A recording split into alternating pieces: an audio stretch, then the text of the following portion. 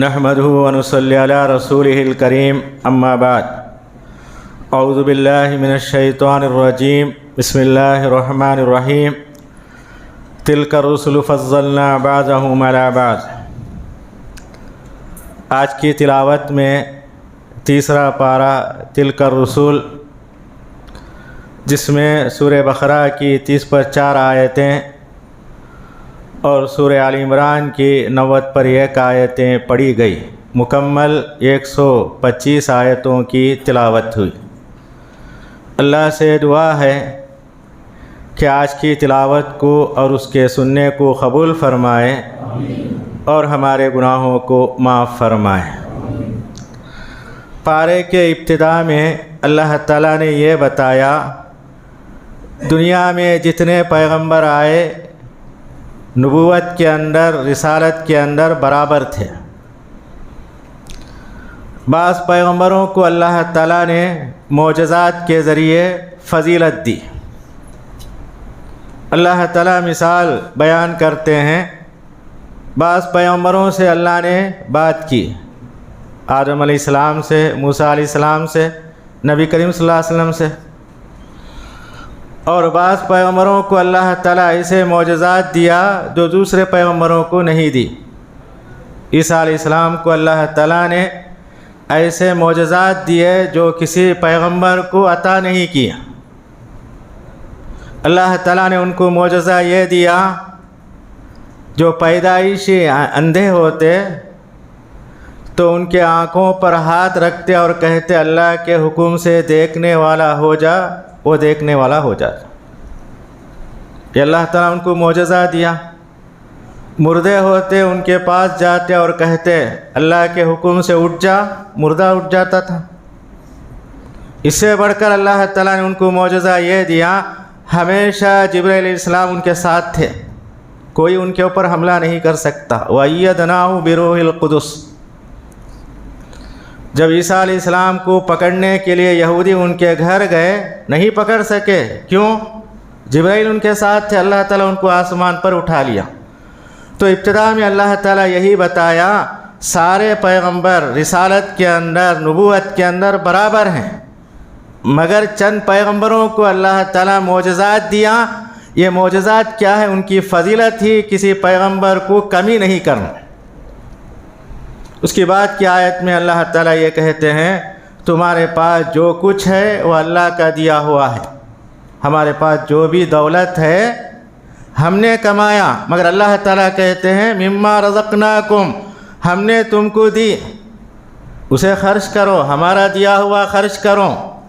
کیوں خرچ کرو؟ اللہ تعالیٰ کہتے ہیں ایک دن ایسا آئے گا وہاں تجارت نہیں ہوگی، دوستی نہیں ہوگی، شفاعت نہیں ہوگی۔ قیامت کا دن میرا دیا ہوا اپنے لیے خرچ کر کے آخرت کے لیے ذخیرہ بناؤ۔ اس کے بعد اللہ تعالیٰ نے آیت الکرسی کا ذکر کیا۔ یہ قرآن مجید کی عظیم آیت ہے۔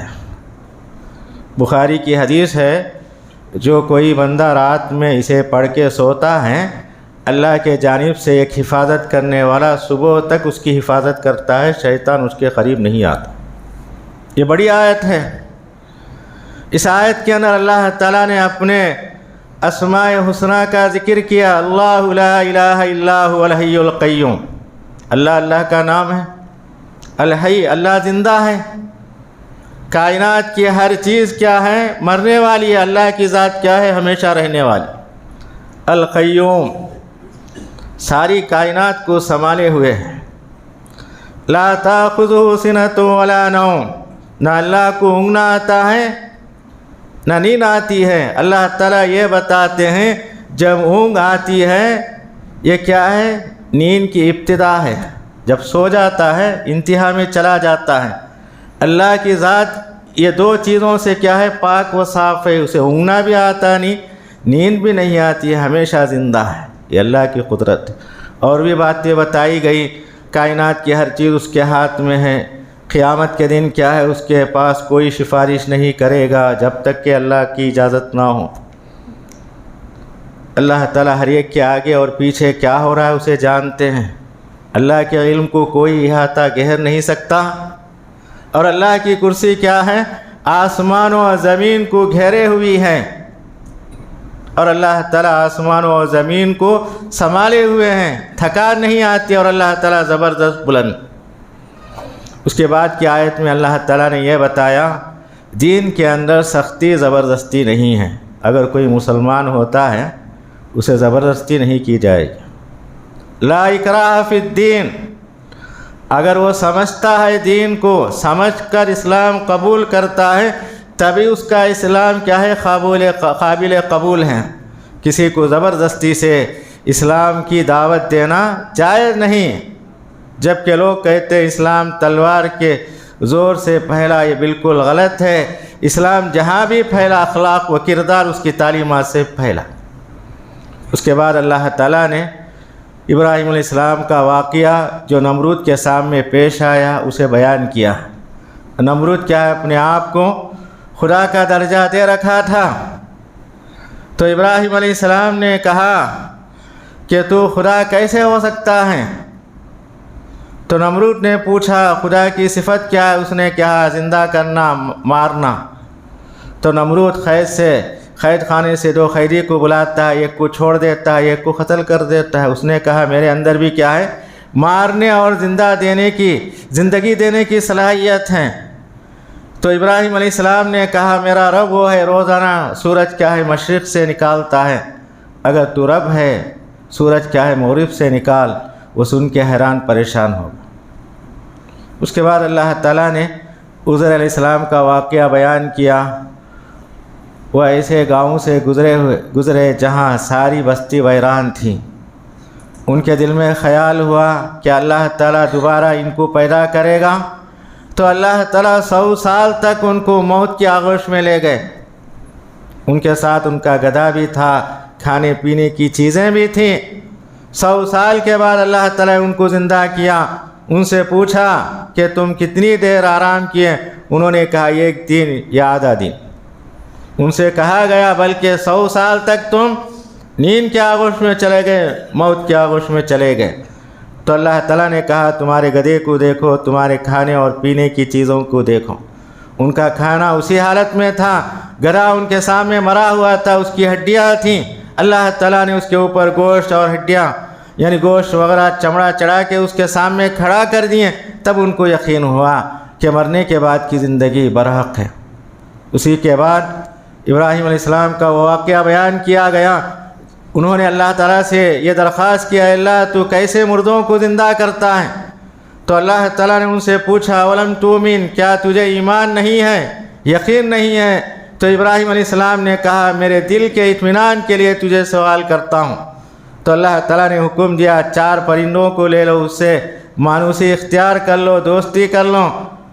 उसके बाद 4 परिंदों को ज़ुबाह करके टुकड़े करके पहाड़ के ऊपर डाल दो। फिर परिंदों को बुलाओ। तो परिंदे क्या है उड़ के आ गए। उनको यकीन हो गया कि अल्लाह ताला मरने के बाद क्या है ज़िंदा करने की ताकत रखते हैं।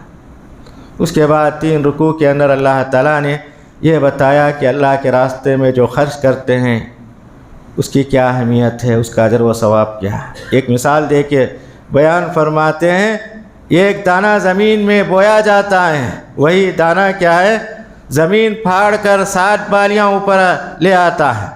हर बाली के अंदर 100 दाने होते हैं। एक दाने से 700 दाने अल्लाह ताला उसे ज़मीन से उगाते हैं। तो अल्लाह ताला यही कहते हैं जो आदमी 1 रुपया अल्लाह के रास्ते में देता है तो अल्लाह ताला उसका अजर व सवाब 700 या उससे बढ़कर देते हैं। फिर अल्लाह ताला ने बताया अल्लाह के रास्ते में देते हो रियाकारी दिखावे के लिए, देने के बाद तकलीफ़ किसी को मत दो। ऐसा तुम करोगे तुम्हारा सदका व खैरात बेकार हो जाएगा, ना के बराबर है। अल्लाह के रास्ते में अगर तुम देना चाहते हो इखलास के साथ दो, लिल्लाहियत के साथ दो, उसके अंदर रियाकारी ना हो, दिखावा ना हो। देने के बाद उनको तकलीफ़ नहीं देना चाहिए। तभी अल्लाह के नज़दीक क्या है तुम्हारे सदका व खैरात की अहमियत है। फिर अल्लाह ताला ने बताया तिजारत को अल्लाह ने हलाल करार दिया, तिजारत को इख्तियार करो। सूद को अल्लाह ताला ने हराम करार दिया, उससे तुम इज्तिनाब करो। और अल्लाह ताला ने बताया कि जो लोग क्या है सूद का कारोबार करते हैं क़यामत के दिन اپنے خبروں سے اس طرح نکلیں گے گویا کہ دیوانے ہیں۔ جو آدمی دیوانہ ہوتا ہے یا جس کے اوپر جن کا یا آصف کا اثر ہوتا ہے، اس کی چال کیا ہوتی ہے؟ ٹیڑھی ہوتی ہیں۔ تو اللہ تعالیٰ نے کہا یہ لوگ کیا ہے خبروں سے اس حالت میں اٹھیں گے۔ پھر اللہ تعالیٰ کہتے میں نے سود کو حرام قرار دیا، اس سے رکو۔ اگر کوئی سودی کاروبار کرتا ہے تو اللہ تعالیٰ کہتے ہیں وہ اللہ سے جنگ کرتا ہے۔ جو آدمی اللہ سے جنگ کرنے کا ارادہ کرے وہ کامیاب ہو سکتا ہے۔ تو اللہ تعالیٰ کہتے ہیں چھوڑ دو، کیونکہ تجارت کو اختیار کرو، اس کے اندر فائدہ ہے۔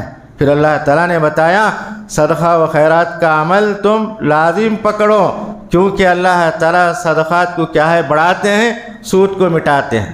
ظاہری طور پر سودی کاروبار کرنے والا یہ سمجھتا ہے میرے پاس مال کا اضافہ ہوتا ہے، تو اللہ تعالیٰ کہتے ہیں ظاہر میں اضافہ ہوتا ہے مگر باطن میں اللہ تعالیٰ برکت نہیں رکھتے۔ وہی صدقہ و خیرات اللہ کے راستے میں ہم دیتے ہیں، بظاہر کیا ہے کم ہو جاتا ہے مگر اللہ تعالیٰ اس کے اندر برکت ترقی دیتے ہیں۔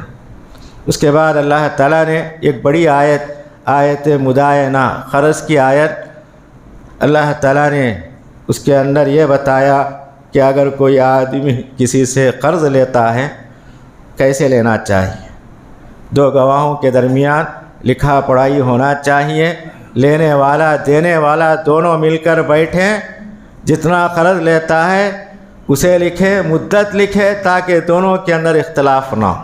یہ بڑی آیت ہے، اس کے اندر اللہ تعالیٰ نے کئی مسائل قرض کے تعلق سے بتائے کہ تاکہ لوگوں کے درمیان قرض لیتے وقت دیتے وقت جھگڑا نہ ہو۔ اللہ تعالیٰ ہمارا رعایت کرتے ہوئے یہ تمام مسائل ہمارے لیے بیان کیے ہیں۔ خود نبی کریم صلی اللہ علیہ وسلم کے دور میں اگر کوئی جنازہ آتا تو آپ پوچھتے یا کہ یہ کسی پر قرض ہے، کہا جاتا ہے تو آپ کہتے میں تمہارے صاحب کی نماز نہیں پڑھاتا، اپنی ساتھی کی نماز تم پڑھا لو۔ اگر کوئی قبول کر لیتے تو نبی کریم صلی اللہ علیہ وسلم ان کی نماز پڑھایا کرتے تھے۔ سورہ بقرہ کی دو آیتیں جس کے متعلق ہم جانتے ہیں، نبی کریم صلی اللہ علیہ وسلم نے کہا جو کوئی آدمی رات میں اس کی تلاوت کرتا ہے یہ دو آیتیں اس کے لیے کافی ہوتی ہیں۔ علماء نے کہا اگر کوئی اسی حالت میں مر جاتا ہے وہ جنتی ہو جاتا ہے، یا کوئی آدمی روزانہ تہجد کا پابند ہے، یہ دو آیتیں پڑھ کے سویا، رات میں نہیں اٹھ سکا تو اللہ تعالیٰ ان دو آیتوں کے ذریعے سے تہجد کا پورا ثواب اسے دیتے ہیں۔ تو اس کے بعد والی سورہ آل عمران ہے۔ سورہ بقرہ آل عمران کے تعلق سے نبی کریم صلی اللہ علیہ وسلم نے بتایا قیامت کے دن یہ سائے کی شکل میں پڑھنے والے کے اوپر اللہ تعالیٰ اسے ایک نعمت کے طور پر عطا کرتے ہیں۔ سورت کے اندر اللہ تعالیٰ نے بہت سارے مضامین بتائے، اس کے اندر اللہ تعالیٰ یہ اہم موضوع بتاتے ہیں دنیا کے اندر کوئی چیز اللہ سے چھپی ہوئی نہیں ہے۔ ان اللہ لا یخفی علیہ شیء فی الارض ولا فی السماء، زمین کے اندر کیا ہے، آسمان کے اندر کیا ہے، اللہ سے پوشیدہ نہیں۔ اللہ تعالیٰ یہ بتانا چاہتے ہیں زمین کے اندر کی چیز کو جاننے والا آسمانوں کے اندر جاننے والا کیا زمین پر چلنے پھرنے والوں کے متعلق نہیں جانے گا؟ انسان کیا ہے زمین کے اوپر چلتے ہیں، ان کے دلوں کے اندر کیا ہے، ان کے خیالات کیا ہیں، ہر چیز کو کیا ہے اللہ تعالیٰ جاننے والا ہے۔ اس کے بعد والی آیت میں اللہ تعالیٰ کہتے ہیں اللہ کی ذات ایسی ہے ماں کے پیٹ کے اندر بچوں کی تصویر بنانے والا وہی ہے۔ یہ اللہ کی قدرت ہے، تصویر بنانا، صورت بنانا، شکل بنانا، یہ اللہ کی قدرت ہے۔ اللہ تعالیٰ 7 آسمان کے اوپر ہیں، مائیں زمین پر ہوتی ہیں، کتنی مائیں ہوتی ہیں، ان کے پیٹ میں بچہ ہوتا ہے، پانی کا خطرہ، اس کے بعد گوشت کا ٹکڑا، اس میں اللہ تعالیٰ صورت بناتے ہیں، اللہ کی کاریگری۔ آدم علیہ السلام کو اللہ تعالیٰ نے اپنے ہاتھ سے ان کی صورت بنائی، ان کے ماں باپ نہیں تھے، عیسیٰ علیہ السلام کے باپ نہیں تھے، اللہ تعالیٰ ان کی والدہ کے پیٹ میں ان کی صورت بنائی۔ اب دنیا میں جتنے انسان پیدا ہوتے ہیں ماں باپ سے ملا جلا ان کا نطفہ ہوتا ہے، اللہ تعالیٰ اس کے اندر ان کی صورت بناتے ہیں، یہ اللہ کی قدرت ہے۔ اور اللہ تعالیٰ جس کی صورت ماں کے پیٹ کے اندر بنائے، دنیا میں آنے کے بعد وہ اللہ کا شریک ہو سکتا ہے؟ اللہ تعالیٰ اس کی صورت بنایا، اس کا ہاتھ بنایا، اس کا پیر بنایا، اس کے کان بنائے، اس کے آنکھ بنائے. لوگ کیا کہتے ہیں؟ یہ اللہ کا شریک ہے، اللہ کا پارٹنر ہے. یہ کیسے ہو سکتا ہے؟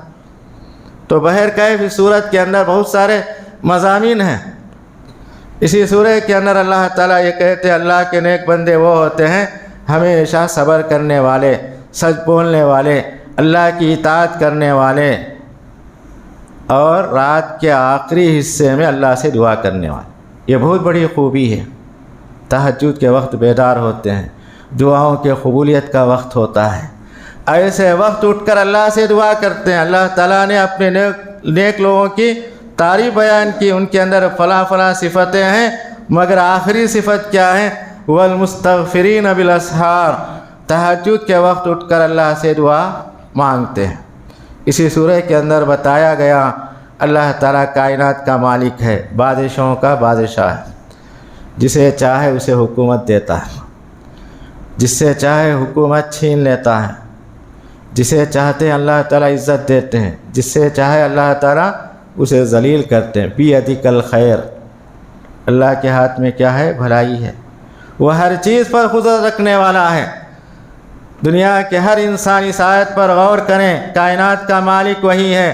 اگر مجھے عزت ملی ہے اللہ تعالیٰ مجھے بے عزت کر سکتا ہے. آج حکومت ملی ہے اللہ تعالیٰ مجھ سے حکومت چھیننے والا ہے. اگر یہی انداز اس کا ہوگا، حکومت پر غرور نہیں کرے گا، عزت پر غرور نہیں کرے گا. یہ سمجھے گا اللہ تعالیٰ مجھے نعمت کے طور پر حکومت عزت دی، یہ اللہ کی نعمت ہے، اس کی شکر گزاری کرے گا. اس کے بعد اللہ تعالیٰ نے مریم علیہ السلام کی والدہ کا ذکر کیا. جب وہ حاملہ تھیں انہوں نے نظر مانی جو بھی بچہ ہوگا اللہ کی گھر کی خدمت کے لیے لگا دیتی ہوں. جیسے ہی مریم علیہ السلام پیدا ہوئی انہوں نے اللہ کے سامنے یہ بات رکھی، اے اللہ میں نے لڑکی کو جنم دی، تو جانتا ہے لڑکا لڑکی کے برابر نہیں ہو سکتا. میں نے اس کا نام مریم رکھا اور میں تجھ سے یہ دعا کرتی ہوں شیطان اور اس کے شر سے اسے اور اس کے بچے کو بچا لے. نبی کریم صلی اللہ علیہ وسلم نے کہا دنیا میں چھوٹا بچہ جو روتا ہے شیطان اسے لوچتا ہے، جس کی وجہ سے اسے رونا آتا ہے. چونکہ مریم علیہ السلام کی والدہ نے مریم علیہ السلام کے لیے، عیسیٰ علیہ السلام کے لیے دعا کی، ان کی پیدائش پر شیطان ان کے قریب نہیں آیا، ان کو رونا نہیں آیا. تو معلوم ہوا بچے پیدا ہونے کے بعد ماں باپ نگرانی کریں کہ بچوں کو شیطان کے شر سے کیسا بچایا جا سکتا ہے. اس کے اندر یہ تعلیم بتائی گئی. جب مریم علیہ السلام بڑی ہوئی ان کا الگ کمرہ تھا. جب بھی ان کے خالو زکریا علیہ السلام ان کے روم میں جاتے تو دیکھتے بے موسم کے پھل ان کے گھر میں ہوتے. پوچھتے انا لکی ھذا، یہ پھل کہاں سے آئے؟ میں یہاں کا ذمہ دار ہوں، میری اجازت کے بغیر تمہارے کمرے میں کوئی نہیں آتا، یہ پھل کہاں سے آئے؟ تو اس کے اندر ہمیں یہ تعلیم دی جاتی ہے ہم بچوں کے بڑے ہیں ان کی خبر گیری کرنا چاہیے. ان کے ہاتھوں میں کیا چیزیں ہیں، ان کے روم میں کیا ہے، ان کے بیگ میں کیا ہے. کالج میں جاتے ہیں، اسکول میں جاتے ہیں، ان کے دوست احباب کون ہے، خبر گیری کرنا چاہیے. تو مریم علیہ السلام نے کہا ہوا من عند اللہ، یہ بے موسم کے پھل کیا ہے؟ اللہ کے جانب سے آئے. تو فوراً زکریا علیہ السلام نے کہا جب اللہ تعالیٰ مریم علیہ السلام کو بے موسم کا پھل دے سکتا ہے، میں بوڑھا ہو چکا ہوں، مجھے بچہ نہیں دے گا. فوراً دعا کرتے ہیں ربی حب لی من لدنک ذریۃ طیبہ، اے اللہ مجھے پاک اولاد سے نواز. علماء نے کہا اگر ہم کسی کے پاس کوئی نعمت دیکھتے ہیں فوراً اللہ سے وہی نعمت مانگنا چاہیے.